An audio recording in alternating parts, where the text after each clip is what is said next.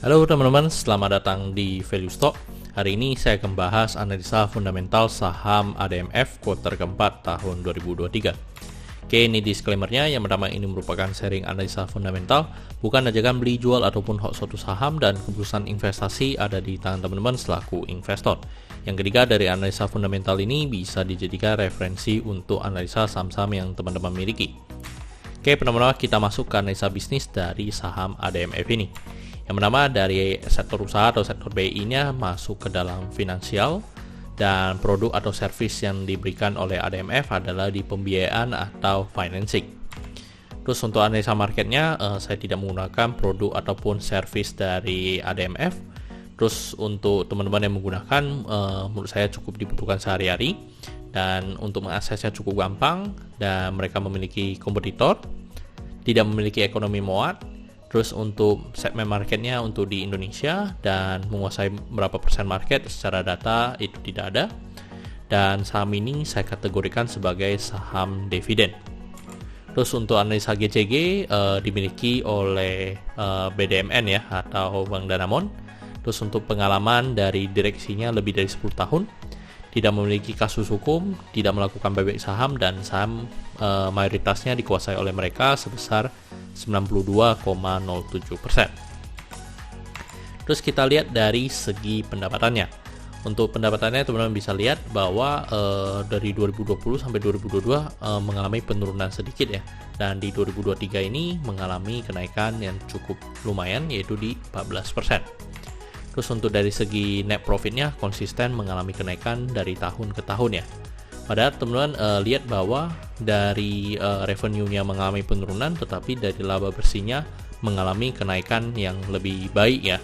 Jadi sebenarnya ada terjadi efisiensi, dan dari segi bunga yang sebenarnya bunga yang mereka pinjam dengan yang bunga yang mereka tawarkan ke orang lain itu memang lebih kecil teman-teman. Jadi sehingga mereka mengalami keuntungan, dan memang juga ada efisiensi dari biayanya. Terus untuk dari target dan realisasinya itu tidak disebutkan angkanya berapa, cuman secara persentase kenaikan dari pembiayaannya mereka. Jadi secara data ini saya tidak ada. Terus kita lihat dari segi asetnya. Dari segi asetnya juga mengalami kenaikan ya, kenaikannya di 24,5%. Terus untuk dari segi hutangnya juga mengalami kenaikan, dan kenaikannya di 33,8%. Karena ini adalah sektor pembiayaan ya.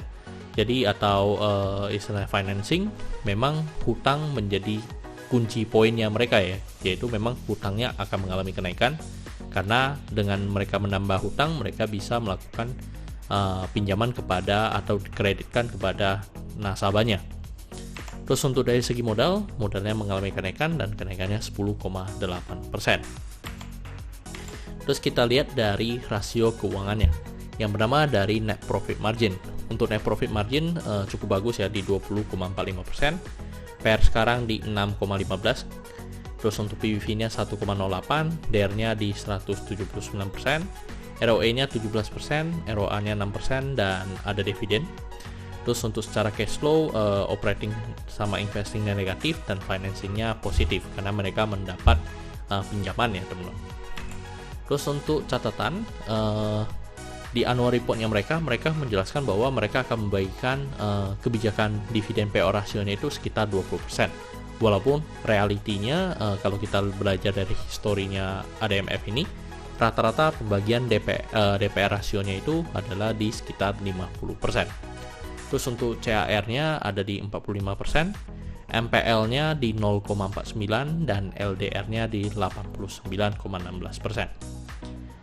Terus kita masuk ke yaitu adalah margin of safety. Yang pertama dari segi harga sekarang di 12.000, dan dari analisa fundamental saya bisa mendapatkan nilai intrinsic value-nya sekitar 8.850. Nah, kenapa intrinsic value-nya saya kecilkan sekali? Dengan asumsi teman-teman jika teman-teman membeli sahamnya di 8850 dengan kebijakan dividen payout ratio-nya di 50%, maka teman-teman bisa mendapatkan dividen sekitar 11% teman-teman. Jadi jika teman-teman beli sekarang di 12.000, ya palingan teman-teman dengan asumsi 50% ya kebijakan DPR-nya, teman-teman bisa mendapatkan dividennya sekitar 8%. Terus ini adalah kesimpulannya. Yang pertama, dari produk dan jasa menurut saya masih bagus.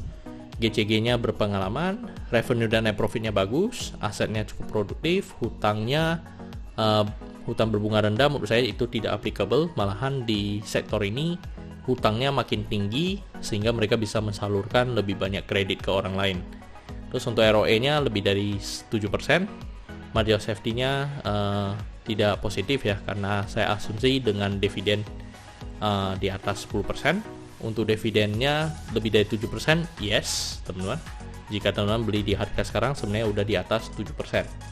Untuk sahamnya murah, menurut saya kalau saya mencari di atas 10% maka saham ini tidak murah. Jika teman-teman hanya mencari di atas 7%, maka saham ini sebenarnya kategori masih murah dan sebenarnya margin of safety-nya bisa dikatakan positif juga. Oke teman-teman, jadi kesimpulannya adalah 8, 5, 10. Dan pertanyaannya adalah apakah saya membeli saham ini? Dulu saya pernah ada, cuma sudah saya take profit ya teman-teman. Saya udah pindah ke saham yang lain. Jadi sekarang untuk saham ADMF ini saya sudah tidak punya posisinya ya. Dan menurut saya harga sekarang menurut saya sudah cukup premium. Malahan kalau mau masuk pun menurut saya cukup telat ya, karena dengan ketika laporan keuangannya sudah dirilis dan sahamnya kan mengalami kenaikan ya, udah mengalami kenaikan. Jadi kalau beli sekarang menurut saya ada potensi resiko yang lebih besar dibandingkan dengan potensi cuannya. Oke teman-teman, saya rasa cukup sekian untuk video kali ini. Jangan lupa untuk like dan subscribe. Jangan lupa juga untuk follow saya di Instagram saya di Reken13, dan teman-teman bisa join grup Telegram saya di Value Stock. Untuk linknya teman-teman bisa dapatkan di kolom deskripsi. Dan teman-teman jika mau belajar value investing lebih dalam, teman-teman bisa mengunjungi website saya di valuestock.id. Dan jika teman-teman ada kode saham yang menarik untuk saya bahas, silahkan tinggalkan di kolom komentar untuk kode sahamnya. Oke, see you in the next video. Bye-bye.